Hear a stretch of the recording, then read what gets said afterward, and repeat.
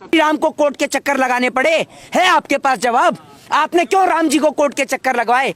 तो सरकार ने नहीं बनवाया राम मंदिर कोर्ट ने बनवाया है। ये बात आप समझिए और दोबारा मत बोलिएगा। एक जूता लेकर जेब में, उल्टी वाली जेब में इंतजार कर रही है कि एक बार प्रचार तो हो। समझ रहे? पीछे वाली जेब में धर के घूम रही है और वही हालत होगी। तो भी सरकार देश में कोई भी सरकार हो जो किसान से उलझेगी, किसान से टकराएगी, ना उसका कोई वर्चस्व रहेगा, ना कोई इसका अस्तित्व रहेगा। ये बात दिखाना चाहता है देश का किसान। प्रेसिडेंट, देश के राष्ट्रपति साइंटिस्ट हुआ करते थे और आज क्या है? देश के प्रधानमंत्री चाय बेचने वाले हैं और गृह मंत्री तरी पार हैं। बहुत अच्छा लगता है ना आपको ये सुनने में? लगता है बहुत सम्मानित है। बदलू महोदय आपके बंगाल पहुंच चुका है और आप ध्यान रखिएगा, लेकिन अगर आपने भाजपा वालों को मौका दिया तो वो जो नाम बदलू बंगाल पहुंचा है ना, वो बंगाल का नाम बदल के कंगाल नहीं कर देगा, बंगाल को ही कंगाल कर देगा। इस रंगा बिल्ला प्रॉपर्टी डीलर वाले हावड़ा ब्रिज से लेकर देश के कश्मीर से कन्याकुमारी तक हर एक चीज का सौदा करना जानते हैं। वो तो आपने बंगाल के बजाय, बिहार के बजाय, चुनाव प्रचार करने के बजाय अगर आपने उत्तर प्रदेश पे ध्यान दिया होता ना, तो आज ये उत्तर प्रदेश नहीं, ये उत्तम प्रदेश बन गया होता। लेकिन आज तो ये बदतर प्रदेश बन चुका है। आप ये समझिए, आपने तो सिर्फ नाम बदला है। अमित शाह जी कह रहे हैं कि देश का बहुत विकास हुआ है, बंगाल की बारी है, बंगाल में विकास करेंगे। क्या विकास? कौन सा विकास हुआ है? एक बात मुझे बताइए ना, कौन सा विकास हुआ है? आप बता दीजिए, हाँ मत करिए, पूछ रहा हूँ आपसे कौन सा विकास हुआ है, फिर मैं बताऊंगा ना। 370 हटा दी, राम मंदिर बन रहा है। यार आप लोग, भाई आप एक बात मुझे बताओ, कहाँ से पढ़ के? एक मिनट, अरे भाजपा उपलब्धि, भाजपा के नेता को लाकर बिठाओ ना एक दिन।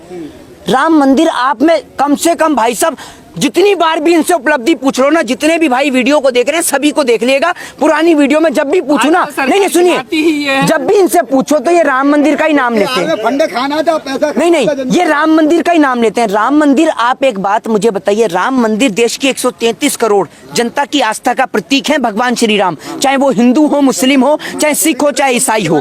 समझ रहे हैं? आप राम का आपने नाम लिया। एक बात मुझे बताइए, जब आप 3 तलाक का मुद्दा कोर्ट से पारित करा सकते हैं, तो क्या आपकी सरकार की इतनी औकात नहीं है कि भगवान श्री राम का मुद्दा कोर्ट से पारित कराने के बजाय सांसद से पारित कराते, पार्लियामेंट से पारित कराते? क्यों भगवान श्री राम को कोर्ट के चक्कर लगाने पड़े?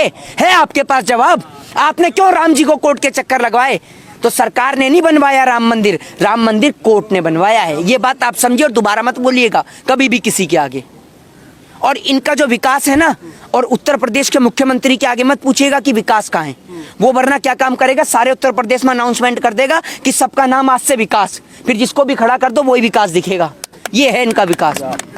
आज देश की गरीब जनता की वो हालत है कि जेब में अगर 5 रुपए भी ना हो ना, तो अगर आप शौचालय की बात गिनाने वाले थे, मुझे पता है आपके मुंह से ही पता चल गया था।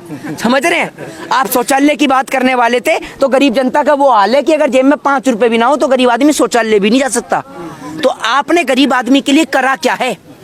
अगर भारतीय जनता पार्टी के पास कोई मॉडल है, शिक्षा के नाम पर, स्वास्थ्य के नाम पर, रोजगार के नाम पर और बेरोजगारी के नाम पर, या देश के किसान के नाम पर, तो आप उस पर चुनाव लड़िए ना।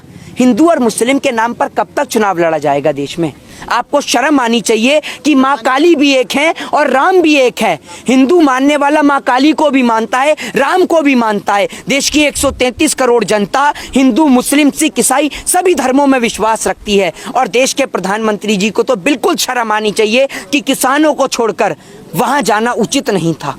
क्या आप अपने दिल पर हाथ रख के बोलिए, क्या प्रधानमंत्री मोदी को चुनावी रैली करनी जरूरी थी, या किसानों से पहले उनकी बात को जानना जरूरी था? यहां भी तो आ सकते थे एक बार कि आपकी क्या समस्या है, पहले आप बताइए। जब आपकी समस्या का समाधान होगा तब देश में चुनाव होगा। तब मैं मानता कि प्रधानमंत्री जी देश हित में कार्य कर रहे हैं और देश के लोग उनके साथ खड़े भी होते। आप बंगाल से आए, किस तरह का माहौल है? माहौल पूरी तरीके से बीजेपी के लिए खराब है। आप ये समझिए, पब्लिक जूता लेकर जेब में, उल्टी वाली जेब में इंतजार कर रही है कि एक बार प्रचार तो हो। समझ रहे? पीछे वाली जेब में धर के घूम रही है और वही हालत होगी जैसी भाजपा की सरकार जाएगी ना देश से। आप ये समझिएगा, जो बोलेंगे ना भाजपा के पक्ष में, पब्लिक यहाँ अड़ा के रखेगी जूता, जहाँ दिखे ना कि देश कैसे बिका। मुंह में तो बात की बात है चाचा, पहले तो सर पे ही पड़ेगा इनके कि रेलवे कैसे बिका, एयर इंडिया कैसे बिका, MTNL कैसे बिका, BSNL कैसे बिका। एक बात आप मुझे बताइए, कॉन्सेप्ट के थ्रू समझिए। आपने मुझे 10 रुपए उधार दिए, अगर मैं आपके 10 रुपए लेके भाग गया तो आप मेरे घर पहुंच जाएंगे, मेरे घर पे जाएंगे, मेरे घर वालों से कहेंगे कि आपका लड़का मेरे 10 रुपए लेके आया, तो आप मेरे घर पे जाके अपने 10 रुपए ले आएंगे। लेकिन देश को चलाने वाले जो अब लोग हैं, इनके तो ना कोई आगे है ना पीछे है। तो भैया बेच दी रेल, बेच दिया एयरपोर्ट, बेच दिया BSNL। तो कल को जब देश बिकेगा, तो जब देश बिकने के बाद आप किसका गलेबान जाके पकड़ेंगे कि अगर रेलवे बिकी तो क्यों बिकी, एयर इंडिया बिकी तो क्यों बिकी, और जब रेलवे बिक गई तो रेल मंत्री को काय बात की तनख्वाह। जब देश में आप सभी चीजों को प्राइवेटाइजेशन कर रहे हैं तो मंत्रियों को तनख्वाह और वेतन भत्ता काय बात का। सरकार भी प्राइवेट कर दो ना, प्रधानमंत्री भी प्राइवेट चुन लेंगे। जब देख रेख ही करनी है तो 50,000 1 लाख रुपए सांसद को क्यों देंगे, 10,000 रुपए में चौकीदार रख के देखभाल करवाएंगे और अच्छी चौकीदारी करेगा। टीएमसी में लंबे समय तक काम किया था मिथुन चक्रवर्ती ने, अब भाजपा में शामिल हुए हैं। मिथुन चक्रवर्ती तो कह ही रहे हैं मैं पानी वाला सांप नहीं हूँ, मैं कोबरा हूँ, कोबरा। हाँ, समझ रहे हैं। अरे भैया आप कोबरा हैं तो मोदी जी को ढसेंगे, उनके भाजपा वाले को ढसेंगे, हमें ही ढसेंगे हैं, और आप हैं ही कोबरा। ये इतने ऐसे अभिनेता हैं जिनकी आवाज किसान के नाम पर ना इनके मुंह में सत्ता का फेविकॉल अटक जाता है, गले से आवाज नहीं निकलती। किसानों के नाम पर तो अगर इनके आगे माइक लगा दो तो इनको ऐसा हो जाता है कि मेरे को खांसी है, गले में दर्द हो जाता है, इनके निकल जाते हैं ये। और आप ये देखिए राजनीति करने के लिए कैसे कोबरा आगे आ रहे हैं। अरे कोबरा जी आप भी तो समझिए, आप कोबरा नहीं, आप 2 मुंहे सांप हैं, समझ रहे हैं, जो देश को भी ढस रहे हैं और सत्ता की गुलामी कर कर जो केस और आरोप लग रहे हैं ना उनों से भी बचना चाह रहे हैं। मैं तो कहता हूं कि देश के अंदर शारदा चिटफंड घोटाले का मुद्दा देश में दोबारा खुले और मुकुल राय जैसे आरोपी जो आज बीजेपी का दामन थामे बैठे हैं, कैसे खुलेआम आराम से बैठ के घूम रहे हैं। क्या मुकुल राय के ऊपर कानून कार्रवाई नहीं होनी चाहिए? बीजेपी कौन सा वॉशिंग पाउडर बना रही है? क्या पतंजलि का वॉशिंग पाउडर भी बनने लग गया कि पतंजलि के गौमूत्र में डुबा डुबा के निकाल रहे हैं इन्हें कि एकदम पवित्र हो रहे हैं?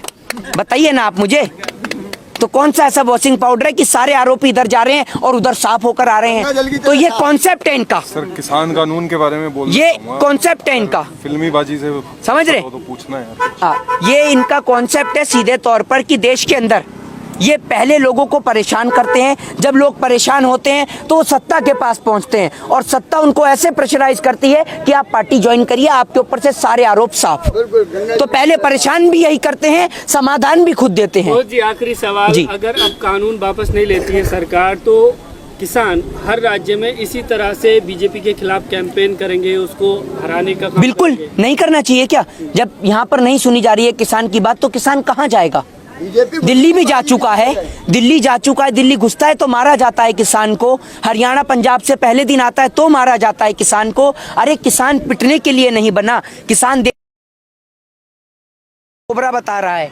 आप ये बात समझिए, देश के अंदर 100 दिन हो गए देश के किसान की बदहाली के, 100 दिन हो गए देश की सरकार की बेशर्मी के, और देश के अंदर 100 दिन से ज्यादा देश के किसान यहाँ सड़कों पर बैठे हुए हैं। लेकिन सरकारें इतनी नाकारा, इतनी निकम्मी सरकार देश के इतिहास में पहली बार, वो देश के प्रधानमंत्री जो एक और देश का किसान सड़क पे बैठा है, लेकिन किसान को देखना तो दूर की बात, सुनना तो दूर की बात, वहां चुनावी रैली और प्रचार कर रहे हैं। अरे आपको शर्म नहीं आती कि दिल्ली के अंदर किसान बॉर्डर पे डटा हुआ है, इनसे बात करने के लिए एक बार आप आ जाएं। आपको बंगाल जाना जरूरी है, आपका बंगाल दौरा जरूरी है। अरे देश के अंदर तो हर 6 महीने के बाद कहीं ना कहीं चुनाव होते हैं, चुनाव तो दोबारा भी आ जाएंगे, लेकिन जो देश के किसान के जो 300 से ज्यादा किसान भाई शहीद हुए हैं वो दोबारा आ पाएंगे क्या देश के अंदर? और जो शहादतें लगातार बढ़ रही हैं उनका जिम्मेदार कौन है? क्या जवाब देगी देश की सरकारें? लेकिन मोहित जी किसान भी तो वहाँ जाके रैलियां कर रहे हैं। तो किसान क्यों ना करे? मतलब किसान को जब आप दिल्ली बॉर्डर पर, एक बात मुझे बताइए, अगर प्रधानमंत्री मोदी जी कह देंगे कि तीनों कृषि काले कानून वापस, तो क्या किसान बंगाल जाएगा? बंगाल में खड़ा हुआ है क्या इलेक्शन के लिए कोई इनके घर से? क्यों जाएगा वहां पर? तो ये प्रधानमंत्री मोदी को नहीं दिख रहा क्या? बंगाल क्यों गया? जब दिल्ली में ध्यान नहीं दिया गया, जब दिल्ली के अंदर किसान घुसता है, हरियाणा से पंजाब से जब दिल्ली के अंदर पहले दिन आता है तो इसके ऊपर आंसू गैस के गोले दागे जाते हैं, कभी इसके लिए कटीले वायरों का प्रयोग किया जाता है, कभी इसके ऊपर वाटर कैनन से पानी दागा जाता है। तो तो आप ये पूरा देश देख रहा है आज किसानों के साथ में, और आप किसानों के ऊपर जब ध्यान नहीं देंगे तो किसान बंगाल भी जाएगा, असम भी जाएगा, तमिलनाडु भी जाएगा, केरला भी जाएगा और पुडुचेरी भी जाएगा। लेकिन मांग तो किसानों की जो नए कानून हैं उनको वापस करने की है। भाजपा को कश्मीर से कन्याकुमारी तक किसान जाकर अपना वर्चस्व दिखाएगा कि क्या ताकत है किसान की, और किसान से उलझने वाली सरकार की हालत क्या होगी ये किसान आपको दिखाएगा।